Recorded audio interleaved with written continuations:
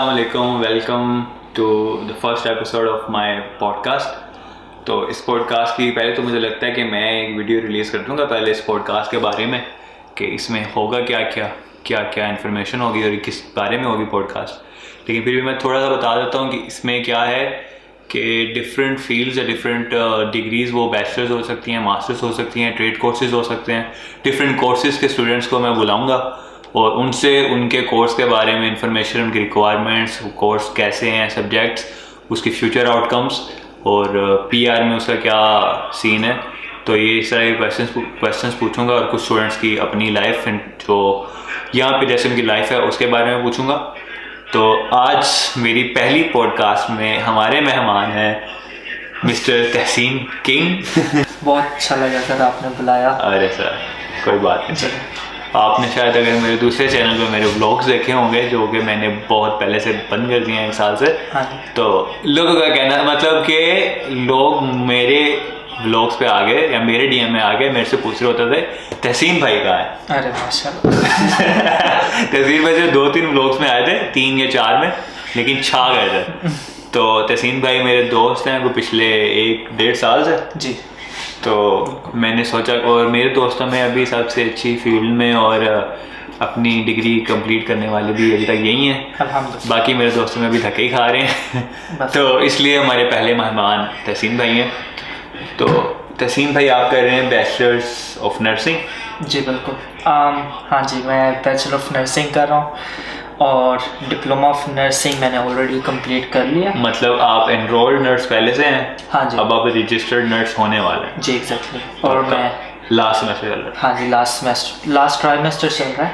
सही। और अभी कोविड की जो सिचुएशंस की वजह से अभी काफ़ी हमारी प्लेसमेंट्स स्टक हो चुकी हैं, तो जिसकी वजह से मेरा कोर्स 3 मंथ्स और डिले हो गया। सही है। ओवरऑल अच्छा, लेकिन मतलब आप पहले हमें ये बताएं कि ये EN और RN मतलब इनरोल्ड नर्स और रजिस्टर्ड नर्स, ये क्या डिफरेंस है, क्या चीज़ है? देखें, EN और इनरोल्ड नर्स जो होता है वो रजिस्टर्ड नर्स के अंडर काम करता है। तो हायरार्की होती है किसी भी अगर आप ऑर्गेनाइजेशन या किसी भी जगह पर काम करते हैं तो आपके नीचे स्टाफ होता है जिसको आपने रिपोर्टिंग करनी होती है। कुछ मैंडेटरी रिपोर्टिंग होती है, कुछ अंडर सुपरविजन आपको जिसके काम करना होता है वो रजिस्टर्ड नर्स होता है जो बेसिकली डिवीजन 1 नर्स यहाँ पे कहलाता है। और इस इक्वल टू लाइक पाकिस्तान में कह लें कि 14-15 स्केल का आप कर लें डिवीजन 1, जो कि आपके पेपर टेस्ट कर सकता है, आपको 18 मेरे ख्याल 17 ग्रेड होता है, 16 ग्रेड से अबव होता है। हाँ जी। तो यहाँ पे डिवीजन 1 होता है, डिवीजन 2 होते हैं, तो यहाँ पे ऐसे चलता है। सही है। तो डिवीजन 1 ऑब्वियसली रजिस्टर्ड नर्स होता है और डिवीजन 2 जो होता है वो इनरोल्ड नर्स होता है। सही है। मतलब अगर एक ओल्ड एज हाउस है, हाँ जी, या हॉस्पिटल ये है, हॉस्पिटल का मेरे ख्याल से फ्लोर्स होते हैं आपके अंडर में, तो एक रजिस्टर्ड नर्स के अंडर जो है एक पूरा एज केयर हाउस होगा जी, और उसके अंदर 3-4 एनरोल्ड नर्सेज होंगी जी। मतलब एक रजिस्टर्ड नर्स के अंडर 3-4 एनरोल्ड। अभी मैं एनरोल्ड नर्स हूँ और मैं एज एनरोल्ड नर्स काम कर रहा हूँ, नर्सिंग एज केयर होम में काम कर रहा हूँ। सही है। तो एनरोल्ड नर्स के लिए हमारे पास एक फ्लोर है और एक रजिस्टर्ड नर्स होता है जो 2 फ्लोर का इंचार्ज है। तो एक फ्लोर पे एक नर्स उन्हें रखी है जिसमें 24 रेजिडेंट्स हैं, कुछ 26 हैं, कुछ 24 हैं। तो वो हमें सुपरवाइज करते हैं और हमें उनको मैंडेटरी रिपोर्टिंग करनी होती है। सही है। चलिए इस पे हम आते हैं अभी बाद में। मेरे ख्याल से हम एकदम से ही डायरेक्ट ही घुस गए इसके अंदर। हाँ जी। पहले आप मुझे पाकिस्तान का बताएंगे, पाकिस्तान का क्या सीन है?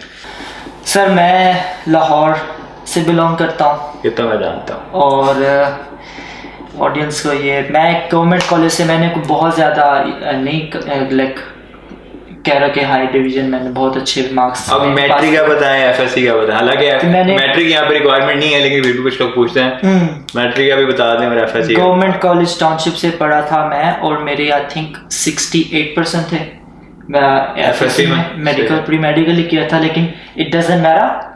आपने अगर इंजीनियर हो तो या प्री मेडिकल हो, आप फिर भी नर्सिंग में एडमिशन ले सकते हैं। DAE वाले नहीं?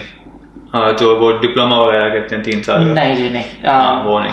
FSC वाले यार जिनकी ICS वाले वगैरह, मतलब जिसने साइंस सब्जेक्ट कुछ ना कुछ पढ़ा हो। हाँ जी, इक्विवेलेंट यहाँ पे कहते हैं 12 इयर्स के होना चाहिए, और मैथमेटिक्स और जितने साइंस सब्जेक्ट्स हैं उसमें आपकी अच्छे लाइक पासिंग मार्क्स एटलीस्ट 60% होना चाहिए। सही है। तो फिर आपका यहाँ पे ATAR रिपोर्टिंग सिस्टम होता है, तो उसके हिसाब से यहाँ पे सिमिलर ही है, आई थिंक ग्रेडिंग बिल्कुल सिमिलर ही है। सही है। 60% अबव। सही, यहाँ के ATR वहाँ पे अपनी परसेंटेज है जी। सही। और मैट्रिक में आपके कितने परसेंट थे? सर मैट्रिक में मेरे 73% थे। आपने बायो रखी होगी? बायो रखी सर, शुरू से बायो से क्या प्यार था। बात एक फील्ड। मैथ बायो से प्यार था या मैथ से नफरत? मैथ में बहुत अच्छा था, मैथ में मेरे हालांकि ज़्यादा आते थे बायो से, लाइक 103 मैट्रिक में आए माशाल्लाह। तो मेरे 80 है। 120 मेरे 80 आउट ऑफ 200 है। बड़े मुश्किल नहीं, से पास लेकिन किया। हाँ फिर मैथ्स बस बोरिंग होती गई आगे FSC में। सही है। तो बात ये है कि बायोलॉजी में शुरू से एक मैंने डिसीजन ले लिया था, और शुरू में बायोलॉजी में ही मैं टिका रहा फिर। सही है। फिर आप जब आप वहाँ पे FSC आपने कर ली, आपने FSC में मूड बना लिया था कि आपने ऑस्ट्रेलिया आना है बैचलर्स के लिए, या ये मतलब कैसे ऑस्ट्रेलिया कैसे आए आप? लाइफ चेंजिंग डिसीजन था मेरा। वो तो सबके लिए होता है, लेकिन ये कुछ ऐसा डिसीजन था कि जो मैंने खुद से लिया था। लाइक मुझे किसी चीज़ का नहीं पता, मैं बिल्कुल एक शाय सा स्टूडेंट था और बच्चा था अभी FSC कॉलेज लाइफ में। वो तो आप अभी भी हैं, वो तो कॉलेज लाइफ में बिल्कुल सर, कॉलेज लाइफ में सर मैं बिल्कुल जो नया नया आया था, तो मुझे ये है कि लोगों को मैं सुनता था, लोग कहते थे कि आप लोग, पता है क्या, मैं क्लास में कुछ ज़रा पीछे होकर बैठता था, शाय था, और देखता था कि यार लड़के अपनी जो फ्लेक्स में आके बड़ा कुछ बोल देते हैं कि सर मेरा जो है ना मैं ये करूँगा। सर ने एक दिन टीचर ने क्लास में पूछा कि आप बताएं कि क्या करेंगे लाइफ में। तो मैंने सब मेडिकल के बच्चों का यही होता है कि डॉक्टर हम बनेंगे, ठीक है, कुछ जो इंजीनियरिंग वाले कहते हैं हम इंजीनियर। यहाँ पे एक बड़े मजे की बात है, मैं ना यूनिवर्सिटी में था पाकिस्तान में फर्स्ट सेमेस्टर में, तो हमारे एक इंग्लिश के प्रोफेसर थे, उन्होंने सब बच्चों से पूछा जिंदगी में क्या गोल है, सब ने यही बताया, कोई कहता मैं ये करूँगा, कोई कहता मैं वो करूँगा। मैंने कहा सर शादी करूँगा। बस सर अब ये शादी करेंगे। कोई बात नहीं सर, अब आपकी तो हो गई है, हमारी नहीं हुई। सही बात है सर, बस यही है, डिग्री करोगे तो शादी होगी ना फिर इंशाल्लाह, इसीलिए कह रहे हैं। अच्छा, तो मतलब कि आपने FSC में ही सोच लिया था कि आपने ऑस्ट्रेलिया आना, मतलब आपने पाकिस्तान में किसी यूनिवर्सिटी में एडमिशन नहीं लिया? जी, पाकिस्तान में यूनिवर्सिटी में एडमिशन लिया मैंने, फॉर श्योर लिए डिसीजन ले लिया था, और सर कोई सेकंड ऑप्शन नहीं रखे थे अपने लिए कि मैं कुछ और करने वाला पाकिस्तान में। तो मतलब आपने प्रिपरेशन कब स्टार्ट की, कैसे स्टार्ट की, कैसे आप मतलब प्रिपरेशन स्टार्ट की? पहले तो ये बताएं कि ऑस्ट्रेलिया कैसे चूज किया। वही मैं आपको बता रहा था, वो जो क्लास में वो बच्चे अपना कह रहे थे कि फ्लक्स वगैरह कर रहे थे, बड़ा बता रहे थे कि मैं ये करूँगा वो करूँगा, तो हमने भी बोला कि हम भी डॉक्टर बनेंगे। और इंजीनियर बोला इंजीनियर बनेंगे। एक बच्चा बोलता है कि सर मैं बनूंगा डेंटिस्ट की बड़ी डिमांड है, डेंटिस्ट बनूंगा, और कहते हैं कहाँ पे बनूंगा। सर मेरा तो चाचा होता है बाहर और मैंने चले जाना है बाहर, और सर पूरी क्लास में उसने डिफरेंट बात की और मैं बाहर चला जाना है, और उसका टोन बदल गया, सारे सोचना शुरू हो गए। अच्छा, सर ने कहा अच्छा अच्छी बात है, इसे एटलीस्ट पता है कि इसने क्या करना है, तो सर ने उसको अप्रिशिएट, गोल ओरिएंटेड बच्चा। हाँ, तो वो हालांकि कभी बाहर नहीं आया, ऑस्ट्रेलिया नहीं आया, लेकिन मुझे इसकी बात ये लग गई कि ऐसा क्या है कि भाई बड़ा ऊंचा होके कह रहा है कि मैं बाहर आऊंगा, मतलब कि मेरा चाचा होता है। अच्छा, मजे की बात यही है, कसम बिल्कुल सेम बात है। मेरे साथ कॉलेज में एक लड़का था, तो अभी देख रहा होगा, तुम समझ गए होगे कि मैं तुम्हारी बात कर रहा हूँ। उसका भी यही था कि चाचा मेरा कनाडा में है, हाँ। तो मैं तो जा रहा हूँ। मेरे साथ आर्ट्स भी कर, हालांकि उसने आर्ट्स में भी एडमिशन ले लिया, मेरे साथ आर्ट्स भी कर रहा था वो। अब मुझे मेरा कच्चा पक्का ही लग रहा था, क्योंकि मेरे वो कभी हाँ कर देते थे कभी ना कर देते थे, तो वो कंफर्म था कि मैंने जाना ही जाना है भाई, मैं तो कनाडा जा रहा हूँ, मेरी तो जॉब भी है, सब कुछ वहाँ पे, मेरा फुल फ्यूचर सेटल है, मैंने बस आइल्स क्लियर करना है और कनाडा चले जाना है। अब मैंने कहा अच्छा ठीक है, ये वो मैंने आइल्स की तैयारी भी कर ली, वो मेरे साथ पढ़ भी रहा, सब कुछ कर रहा है। इन द एंड मैंने आइल्स का टेस्ट भी दे दिया, मैंने आइल्स क्लियर भी कर लिया, मैं यहाँ पे भी आ गया, उस बंदे ने आइल्स का टेस्ट तक नहीं दिया, बस वो पाकिस्तान में ही है। यही अभी पाकिस्तान में है, वो पता नहीं किसको छोटे से डेंटिस्ट है कि पता नहीं किधर लगा हुआ है, लेकिन उसने जो फ्लक्स मारा है, मेरा चाचा ये होता है, मैं क्या मुझे जेलसी, मैं क्या सर ये इसका चाचा, मेरा तो कोई दुनिया, मेरा तो कोई फैमिली में कोई बाहर नहीं गया हो, मेरा खुद यहाँ पे ऑस्ट्रेलिया में कोई बंदा नहीं। तो मैं उनको कहा अच्छा चलो कोई बात नहीं, मैं चुप करके सुना। तो एक दिन सर ने भी कहा कि यार ये पाकिस्तान में ना इतना, क्योंकि जॉब्स बहुत कम है तो इतना स्कोप नहीं है, तो बता रहे थे मेरा एक्सपीरियंस कैसा रहा बाहर जाके। तो मैंने सोचा, मैंने कहा बड़ा पढ़ लिया, मैंने बाहर ही पढ़ना। सही है। तो अमेरिका का देखा, अमेरिका कहते हैं कि बड़ा स्ट्रिक्ट था हमारे दौर में, तो जब 3-4 साल पहले। आप कब आए थे वाला? मैं आया था 16 में, मैंने अपना 16 FSC कंप्लीट किया और मैं 17 में आ गया। 17 के स्टार्ट में, 17 के स्टार्ट में, हाँ FM इंटेक मैंने यहाँ पे आके ली। सही है। तो ये हुआ कि USA में मैंने नहीं किया, मुझे ये था कि कह रहे थे कि ऑस्ट्रेलिया की रेशो बहुत अच्छी है, क्योंकि हाँ ऑस्ट्रेलिया और कनाडा मेरे ख्याल से सबसे ज्यादा डिमांडिंग में है। हाँ तो और यहाँ पे तो कनाडा क्यों नहीं और ऑस्ट्रेलिया क्यों? सर ऑस्ट्रेलिया की सबसे बड़ी वजह है कि वेदर बिल्कुल कह लें कि पाकिस्तानी, सर आपको 4 सीजन बड़े लोग कनाडा नहीं जाते जब ठंड की बात है। हाँ 4 सीजन ही ऑलमोस्ट मिल जाते हैं। हाँ। वो अलग बात है एक दिन में मिल जाते हैं आपको, नहीं हाँ वैसे प्रॉपरली वैसे बड़ा मजा आता है, कोई वो होम सिकनेस वाला कोई फील नहीं हुआ, सेम मौसम बिल्कुल जस्ट ब्यूटीफुल, लाइक आपको मजा आता है यहाँ पे। हाँ। और मेरे ख्याल से कंट्री वेल्दी है, एक कंट्री ज्यादा जो है ना इनकी वेजेस अच्छी हैं, इतनी स्ट्रिक्टनेस नहीं है जैसे कि आप यूके को कंपेयर करें, स्टूडेंट को उस तरह की लिमिटेशंस नहीं है, इतनी कोई रिपोर्टिंग नहीं होती यहाँ। हाईएस्ट वेज इनका, हाईएस्ट वेज है पर आवर पे। और आप like as long as students को मैंने काफ़ी काम करते देखा है, 80 आवर्स 100 आवर्स भी करते देखा है, जो अलाउ नहीं है, जो अलाउ नहीं ऑफ कोर्स, लाइक अंडरग्राउंड जो है, और वो गलत बात है। एग्जैक्टली लेकिन अभी मेरे ख्याल से आपको नर्सिंग में, उनके ब्रीचेस, हेल्थ केयर में तो आपको फुल टाइम अलाउ है मेरे ख्याल से। हाँ जी, उनके ब्रीच करने की बात है कि अब तो ये गलत बात है जो हम बिल्कुल रेकमेंड नहीं करते। कंडीशन है, वीज़ा की कंडीशन होती है कि 20 आवर्स आपने करने हैं, उसके अंदर ही रहना है, और बस लोगों का ये है कि अपना लोगों को होता है, शौक होता है काम करने का, ये वो। लेकिन ये है कि as a nurse, registered nurse, अभी कोविड में अनलिमिटेड आवर्स, क्योंकि आपके पास क्रिटिकल आवर्स है, क्लासेस भी ऑनलाइन दे नीड नर्सेज, हाँ जी नर्सेज चाहिए उनको। और नहीं मैंने जहाँ तक सुना है कि बाकी भी कुछ जैसे हॉस्पिटैलिटी में भी, एग्रीकल्चर में भी, और भी काफी सारी फील्ड्स में आपको फुल टाइम वर्क अलाउ है।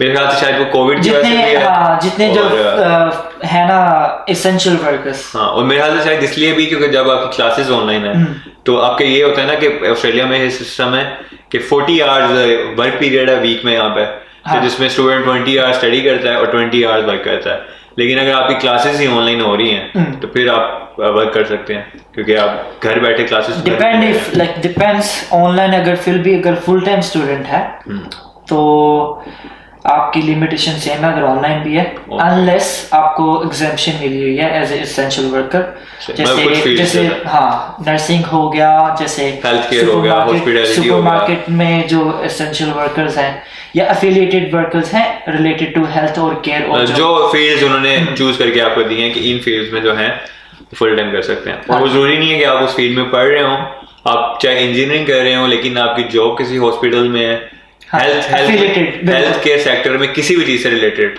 तो आप उसमें फुल टाइम कर सकते हैं। जो लोग जरूरी नहीं कि आप नर्स की जॉब करें, जो लोग किचन में भी काम करते हैं ना एज केयर के, वो भी अलाउड है। हेल्थ सेक्टर में आप कोई भी जॉब करें, चाहे आप IT कंसल्टेंट हो, कुछ भी हो, आप कर सकते हैं फुल टाइम, क्योंकि वो बेसिक नीड है सबकी, हेल्थी लाइफ लिविंग है।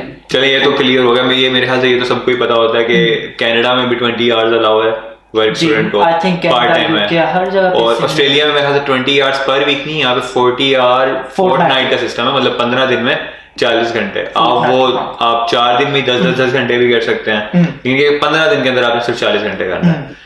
तो अब आप मुझे ये बता रहे थे कि आपने ऑस्ट्रेलिया चूज कर लिया, कनाडा को मौसम की वजह से करवा दिया साइड पे, US से थोड़ा स्ट्रिक्ट था, हाँ जी हाँ, और यूरोप का तो सीन वैसे ही उन दिनों में खराब था मेरे ख्याल से, उन्होंने पोस्ट वर्क परमिट वो जो था बाद में 2 साल का आपको वर्क परमिट देते हैं वो बंद किया हुआ था। तो उस टाइम ऑस्ट्रेलिया आपको बेस्ट ऑप्शन लगा, और नर्सिंग के लिए मेरे ख्याल से ऑस्ट्रेलिया वैसे भी बेस्ट है। नर्सिंग के आउटकम्स काफी यहाँ पे अच्छे हैं, बाद काफ़ी है। आई थिंक नर्सिंग ओवरऑल आप देखें ना, I think I can work anywhere any country, क्योंकि अगर मैं ऑस्ट्रेलियन ग्रेजुएटेड हूँ और मैं यूके यूएसए, अब मेरे लिए मैं पूरी दुनिया ट्रैवल कर सकता हूँ अपनी डिग्री की बेस पे। आप कहीं पे भी जॉब अप्लाई करके अब कहीं पे भी अभी रिसेंटली 7,000 नर्सिस उन्होंने जॉब्स ओपन किए हैं कुवैत में, नर्सिस। हाँ मुझे बता रहे थे कुवैत में, और कुवैत की तो पे भी अच्छी है। मैं जस्ट जाऊँ, वो अपना वर्क वीज़ा लूँ, लाइक वो मुझे सब कुछ प्रोवाइड करेंगे, and like I have to be just nurse, जो मैं अभी हूँ। सही है। तो अब आपने ऑस्ट्रेलिया के लिए चूज नर्सिंग के लिए, तो ये आपको, अच्छा आप तब आपने डॉक्टर बनना था, तो जाहिर बात है फिर आपने नर्सिंग का नहीं सोचा होगा? नहीं सोचा। आप ऑस्ट्रेलिया में किस फील्ड में आए थे, क्या सोच के? मैं आया यहाँ पे, मुझे पूछा यहाँ पे आके, डीकन यूनिवर्सिटी में आया था। आपने एफएससी के बाद पहले कोई कंसल्टेंट ढूंढा?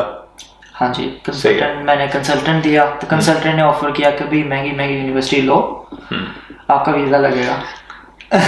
यूनिवर्सिटी, ज्यादा फीस, ज्यादा कमीशन। तो फिर मैंने भी डीकन ली, टॉप 2% पे आती थी और दुनिया की टॉप 2% में, तो मैं आ गया मेलबर्न। मुझे अच्छा लगा कि सिडनी से ज़्यादा मेलबर्न अच्छा है in terms of living expense.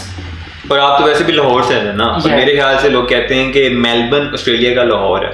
Exactly, हाँ। और सिडनी आई थिंक कराची के जैसा है। कराची बिजी है, ट्रेन, उनका पोर्ट है और काफ़ी एंशिएंट, और मेलबर्न लाहौर की तरह कल्चरल ज़्यादा है, और कल्चरल है, और मेलबर्न जो है मोर वेलकमिंग है, पीपल बहुत वेलकमिंग है, बहुत फेयर ट्रीट करते हैं आपको, और बहुत ज़्यादा आपको कहते हैं कि नाइस लोग होते हैं ना, नाइस पीपल जो आपको अच्छा ट्रीट करना चाहते हैं और नाइस ही बातें आपसे शेयर करेंगे और अच्छी ओपिनियन देंगे। लाइक मुझे अच्छा, ये मैंने यहाँ पे जब मैं नया आया था, जब मैंने आपके साथ सेंट किल्ला में मूव हुआ था जी, तो तब मेरा सर्कल थोड़ा चेंज हुआ था, मतलब इंटरनेशनल दोस्त भी थे, तो मैंने उनसे, मतलब जो ओजी बॉन्ड थे, मैंने उनसे पूछा जो इवन के सिडनी बॉन्ड है, तो तब मेरा मूड शायद आपको मैं बताया था, मेरा मूड था सिडनी मूव होने का। तो मैंने सबसे पूछा, हर किसी ने मुझे यही कहा कि सिडनी या पर्थ वगैरह से ज्यादा, सबसे ज्यादा बेहतर है मेलबर्न। सिडनी वगैरह के लोग थोड़े रूड हैं। मैं गया था सिडनी ओपेरा हाउस देखने, तो हमें काफी, हाँ मुझे भी ले बस ले गए थे, आई थिंक न्यू ईयर देखने गए थे। मजा आता है लाइक एटलीस्ट, क्योंकि एक्सपेंसिव सिटी है, लेकिन वहाँ यहाँ से एक्सपेंसिव ऑल ओवर, मतलब पूरी दुनिया में मोस्ट एक्सपेंसिव सिटीज में से वो जी, लिविंग एक्सपेंस हर लिहाज से एक्सपेंसिव है, और वहाँ के लोग जो है ना, जाहिर बात है, अब वो एक्सपेंसिव है, उनका एटीट्यूड भी डिफरेंट है, वो हर एक चीज को अपनी ज्यादा बिजी प्रॉपर्टी समझते हैं, मतलब कि सड़कों से लेके रोड उनकी प्रॉपर्टी है, आप किसी की भी चीज के वो अपनी मर्जी से चलते हैं, इस तरह का उनका एक है आइडियोलॉजी, ऐसे उनकी बनी हुई है। सही है। तो अभी हम काफी आगे निकल गए।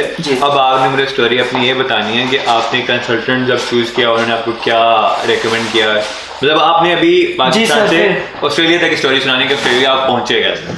सर मैं फिर आया, फिर मैंने कंसल्टेंट देखे, एक दो कुछ चेंज किए, फिर मुझे डीकन यूनिवर्सिटी में एडमिशन मिला, और फिर मैंने admission diploma of health sciences में लिया, which is very understandable, like बहुत अच्छी चीज़ थी। जो आपने MBBS के लिए ट्राई नहीं किया? क्योंकि मैं 12 इक्वल, क्योंकि ज़्यादातर पाकिस्तान में मेडिकल करने के बाद सबको होता है कि मैं डॉक्टर बनूंगा। पाकिस्तान में MCAT की क्योंकि रिक्वायरमेंट वैसे, अब मैं ये नहीं कहूँगा कि बहुत हाई है, ज़रूरत से ज़्यादा हाई है, लेकिन वो मेरे ख्याल से मजबूरी भी है कि अगर इतने ज़्यादा बच्चे अप्लाई करेंगे और सीट्स कम है तो मेरिट ऑटोमेटिकली हाई जाएगा। मेरिट बिल्कुल एग्जैक्टली यूं ही तो होता है। फिर लोग जाते हैं इधर अपने रशिया, चाइना MBBS के लिए। और आपने पहले तो मेरे ख्याल से ऑस्ट्रेलिया चूज करने से पहले आपके लिए तो ये चूज करना मुश्किल होगा कि आपने MBBS क्यों छोड़ना है, क्योंकि आपका भी दिल तो MBBS का ही होगा। यहाँ पे आके ये लोग यही सोचते हैं कि यार मैं वहां जाके MBBS करूंगा। आप ऑस्ट्रेलिया में MBBS नहीं कर सकते। कर सकते हैं, लेकिन कर सकते हैं अगर आपके पास 4-5 करोड़ है। हाँ जी, और आप तकरीबन 60-70 लाख जो है, 70 लाख आप कह लें, साल की फीस है। साल की फीस है, बिल्कुल ऐसे ही और है। आप साल की फीस दे सकते हैं इतनी। और एमबीबीएस भी यहाँ पे 6 साल का है शायद। हाँ, आई थिंक 5 साल का है, डिपेंड्स ऑन विच यूनिवर्सिटी, किसके कोर्स कितने हैं। सही है। तो शॉर्ट कोर्सेज लाइक कुछ कंजस्टेड भी कराती हैं यूनिवर्सिटीज़, और इनके भी फिर मेरिट होते हैं। लेकिन जो कंजस्टेड करवाती हैं आई थिंक उनकी फीस हाई हो जाती है फिर। नहीं, वो फिर यही होता है कि अगर आप ज़्यादा यूनिट्स ले रहे हैं तो फीस ज़्यादा हाई हो जाएगी, आप पे बर्डन पर ईयर फीस ज़्यादा हो जाएगा। जहाँ पे आपने 2-3 यूनिट लेने आप 4 ले लोगे, and then you have to pay another extra 5000 for 1 unit, और 6000। तो आपकी जब आप डेकन में आए डिप्लोमा ऑफ हेल्थ साइंसेस में, तो उसकी रिक्वायरमेंट्स क्या थी, उसकी फी क्या थी? मैं जब आया था, आपको अप्लाई करने के लिए डॉक्यूमेंट्स क्या क्या रिक्वायर्ड थे?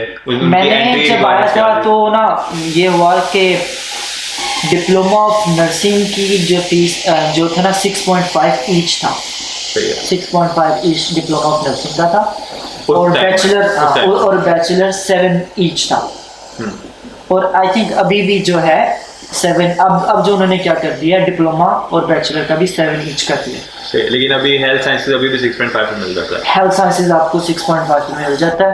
और इन हेल्थ साइंस भी अगर कुछ लोगों का ये होता है कि मैंने आके एक फील्ड नहीं रखनी, कि मैं भी अभी श्योर नहीं हूँ कि मैंने नर्सिंग करनी है या मैंने किसी और मेडिकल फील्ड में जाना है, क्योंकि नर्सेज जो होते हैं हार्ड वर्क करते हैं, एक उनका फिजिकल काम भी होता है और मेंटल भी बहुत ज़्यादा होता है।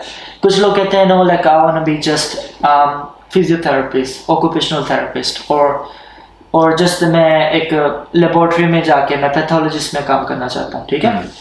तो वो क्या करते हैं, जो कि मैंने मिस्टेक की अपनी लाइफ में, कि अगर मैं डिप्लोमा ऑफ हेल्थ साइंसेज को कंटिन्यू रखता, कंप्लीट करता, हाँ, मैं आया उस कोर्स में था, तो मुझे एक तो फीस की वजह से मुझे ये प्रॉब्लम हुआ कि मैं वो फीस अफोर्ड नहीं कर पा रहा था, क्योंकि महंगी यूनिवर्सिटी में एडमिशन लिया। तो मैंने कहा कि चलो मैं अभी ना डिप्लोमा में जाता हूँ, है तो मेरा वो भी डिप्लोमा का वीज़ा था, डिप्लोमा, लेकिन वो डेकन यूनिवर्सिटी में था, आपने चूज किया कॉलेज। आई थिंक मैंने फिर कॉलेज में चला गया, so like I can save some money and I focus more on my studies. तो फिर क्या हुआ, मैंने एक कॉलेज ले लिया था, डिप्लोमा ऑफ नर्सिंग में चला गया, और डिप्लोमा ऑफ हेल्थ साइंसेज छोड़ दिया।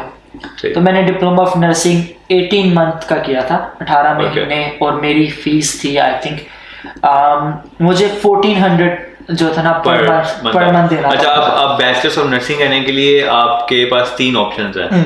एक, आप डायरेक्ट बैचलर्स ऑफ नर्सिंग कर लें किसी भी यूनिवर्सिटी से या किसी भी कॉलेज से जो करवाता हो। हाँ जी, सही है। वो 3 साल का होगा, 3 साल का होता है, और उसमें क्योंकि कुछ लोग डायरेक्ट बैचलर में चले जाते हैं, कुछ, मेरा वीज़ा था leading to bachelor, diploma leading to bachelor, हाँ, तो मुझे डिप्लोमा करके जाना था। लेकिन आप मेरे से डायरेक्ट बैचलर्स में जा सकता था मैं, लेकिन मेरी अगर आप डायरेक्ट बैचलर्स में आए हैं तो आप डिप्लोमा में नहीं जा सकते, लेकिन अगर आप डिप्लोमा में आए हैं तो आप बैचलर्स में मूव हो सकते हैं। हाँ जी, लेकिन जब क्या हुआ कि मैं पाकिस्तान से आया था, नया पाकिस्तानी, लाइक अभी लैंग्वेज भी बेहतर नहीं हुई थी। तो आप ये कहना चाह रहे हैं कि मतलब मेरे जो समझ में ये आ रहा है, 3 ऑप्शन है। आप डायरेक्ट बैचलर्स कर सकते हैं इन नर्सिंग, आप डिप्लोमा D2D प्रोग्राम में डिप्लोमा ऑफ नर्सिंग करके, तब 1.5 साल का था, 18 मंथ का। अभी जब मैंने अप्लाई किया था तो मैंने चेक किया था, कुछ आपकी कॉलेज में 20 मंथ्स का कर दिया था, एक केंगन कॉलेज है उसमें भी 20 मंथ का कर दिया था, एक और था बॉक्स हिल इंस्टीट्यूट, शायद उन्होंने 2 साल का कर दिया था। तो इस तरह उनका था प्रोग्राम। That's good actually, क्योंकि जिनके ज्यादा मंथ्स है ना, वो टीआर अप्लाई कर सकते हैं। नहीं, ये मैंने कंफर्म किया था, आप डिप्लोमा ऑफ नर्सिंग के बाद टीआर नहीं अप्लाई कर सकते,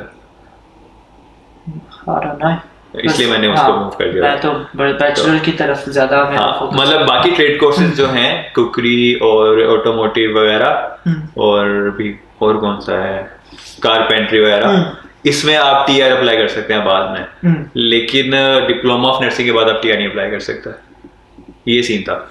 अब या बैचलर्स, डायरेक्ट बैचलर्स में ऑप्शन 1, ऑप्शन 2 D2D प्रोग्राम, उसमें डिप्लोमा ऑफ नर्सिंग और leading to bachelors of nursing, जो आपको 2 साल या 1.5 साल की स्टडी के बाद डायरेक्ट यूनिवर्सिटी में बैचलर्स के 3rd सेमेस्टर में एडमिशन देता है, ठीक है।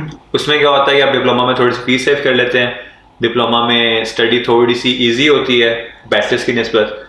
और तीसरा प्रोग्राम ये था कि अगर आप डिप्लोमा ऑफ हेल्थ साइंसेज करते हैं, वो भी आपको 3rd semester, diploma of health science कितने टाइम का था? हेल्थ साइंस आई थिंक 1 साल का, 1.5 साल का। मैंने जहाँ पे लिया था वो 1 साल का था आपकी टॉरंटो यूनिवर्सिटी में। तो 1 साल के डिप्लोमा के बाद, 1 साल के डिप्लोमा के बाद एक तो आपके 6 माह टाइम बच सकता था, या 1 साल पूरा टाइम बच सकता है डिप्लोमा ऑफ नर्सिंग की जगह अगर आप हेल्थ साइंसेज करें। और उसके बाद आई थिंक उसकी फीस थोड़ी सी ज़्यादा होगी क्योंकि वो कॉलेजेस में मेरे ख्याल से नहीं होता, यूनिवर्सिटीज में होता है। लेकिन उसका ऑप्शन जैसे अभी आप बता रहे थे कि उसकी आगे ऑप्शन ज़्यादा थी, आप नर्सिंग में भी जा सकते थे, आप और भी फील्ड्स में जा सकते थे। लेकिन उसकी एक डाउन साइड है क्या? क्योंकि जब मैं एडमिशन ले रहा था नर्सिंग में तो मैंने ये काफ़ी रिसर्च की थी। डिप्लोमा ऑफ नर्सिंग जब आप करते हैं ना, और उसके बाद आप जब बैचलर्स ऑफ नर्सिंग में कन्वर्ट करते हैं तो आप डायरेक्ट 3rd सेमेस्टर में जाते हैं, आपको पूरे 2 सेमेस्टर का क्रेडिट मिलता है डिप्लोमा ऑफ हेल्थ साइंसेज। हाँ, लेकिन जो डिप्लोमा ऑफ हेल्थ साइंसेज है वो उसकी अगर आप में जब कुछ यूनिवर्सिटीज हैं जिनमें आप अगर उसी यूनिवर्सिटी में डिप्लोमा ऑफ हेल्थ साइंस करके उसी यूनिवर्सिटी में बैचलर्स करते हैं तो वो कुछ और क्रेडिट्स देते हैं। मतलब इसमें श्योरिटी नहीं है कि आपको कितने क्रेडिट। मैं आपको बताता हूँ कितने देते हैं। इसमें ये हुआ कि मेरा फ्रेंड ही था, तो उसने मैं डिप्लोमा ऑफ नर्सिंग करके आया था इस कॉलेज में बैचलर का एडमिशन लेने।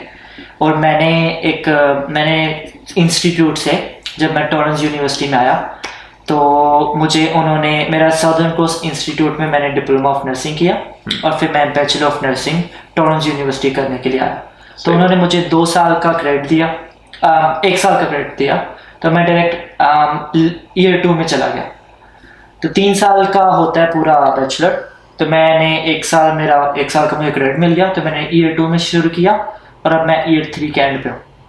ठीक है, तो क्या हुआ कि मुझे तब उन्होंने 8 यूनिट 1 साल में आपने 8 यूनिट पढ़ने होते हैं। सही है। As a bachelor of as a diploma of nursing के स्टूडेंट को 8 यूनिट का उन्होंने क्रेडिट दिया मुझे।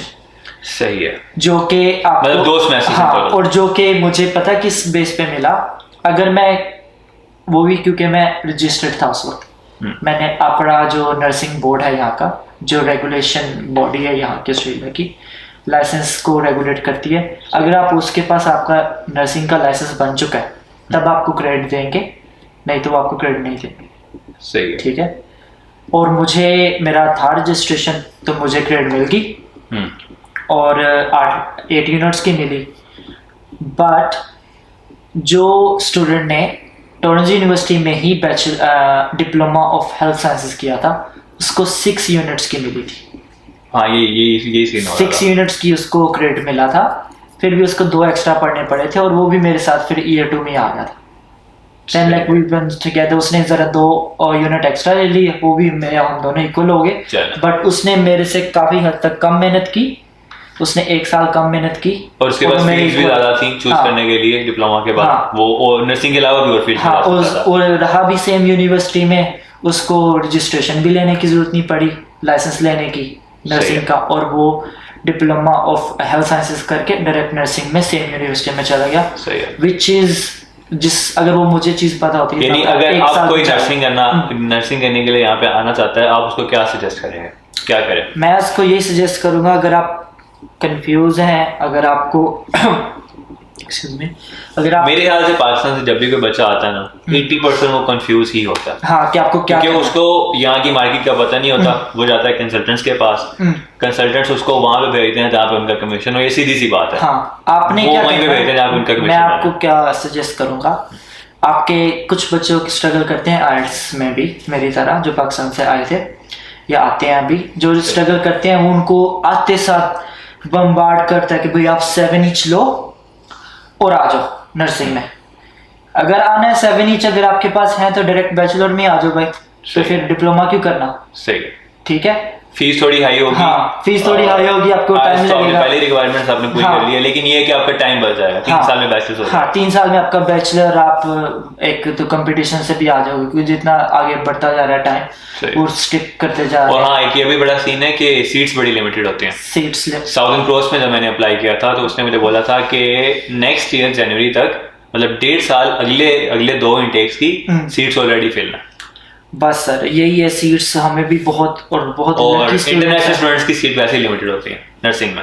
हाँ जी, आई थिंक ओवरऑल हाँ होता है, इनका एक कोटा ही होता है कि लाइक कितने परसेंट की, और बहुत मुश्किल होती है मिलनी, क्योंकि लकी स्टूडेंट्स ये जिनको मिली नर्सिंग एडमिशन की सीट मिली क्योंकि उन्होंने थोड़ा अर्ली अप्लाई किया। लोग 6-6 महीना पहले बुक करके अपने बैठे हुए हैं सीट और ऑफर लेटर लेके बैठे हुए हैं। सही है। तो अगर आप बैचलर्स में आप ये सजेस्ट करेंगे कि डायरेक्ट बैचलर्स में उसकी रिक्वायरमेंट्स क्या हैं? डायरेक्ट बैचलर 7 ईच ही है और वही 60 प्लस है। I7 ईच है और FSC इंजीनियरिंग और मेडिकल दोनों कर सकते हैं। ICS का कंफर्म नहीं है, शायद ICS भी कर सकता है लेकिन उसका कंफर्म नहीं है। आप हाँ चेक करें, उसमें केमिस्ट्री नहीं होती मेरे ख्याल से, ICS में केमिस्ट्री नहीं होती। हाँ क्योंकि मेरे ख्याल से मैंने जो रिसर्च किया है ना उसमें यही कह रहे कि बायोलॉजी और मैथमेटिक्स और केमिस्ट्री फिजिक्स में हाँ आपके 60 प्लस वो हो गए। IELTS में रिक्वायरमेंट 7 ईच हो गई। और बैचलर्स के लिए ये बैचलर्स की रिक्वायरमेंट है। बैचलर्स की फीस कितनी होगी आपके? सर बैचलर एवरेज हाँ एवरेज ही है क्योंकि चेंज होती रहती है हर साल। आई थिंक 28,000 पर एनम से लेके 32-33 अच्छी से 35 तक भी जाती है। मतलब $14,000 per semester.